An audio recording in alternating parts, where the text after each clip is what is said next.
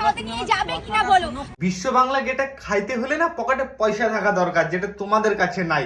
Social মিডিয়াতে যতই তোমরা নাটক করো না কেন, পকেটে পয়সা তোমাদের খুব কম আছে, সেটা দেখেই বোঝা যাচ্ছে। না হলে এই অন ক্যামেরায় এত নাটক করতে না এই খাওয়া নিয়ে। দেখো না রিয়াদি আমার কিপটে বরটা আমার কতদিনের যে বিশ্ব বাংলা গেটে আমি খাবো, আমার কখনো নিয়ে যায় না। বিয়ের আগে বর ভালো ছিল, বিয়ের পরে বর হয়ে গেল কিপটা, শুধুমাত্র বউয়ের জন্য। বউয়ের অত্যাচারে বর এখন কিপটা হয়ে গেছে দিন দিন। কি বলবো রে শালা, বরকে এমন ভাবে অপমান করে এখনকার দিনের বউগুলা, মানে ধারণার বাইরে ভাই। মানে বিয়ে করার আগে খুব ভালো ব্যবহার, খুব ভালো, বিয়ে করার পরে প্রতিদিন পকেট মারবে।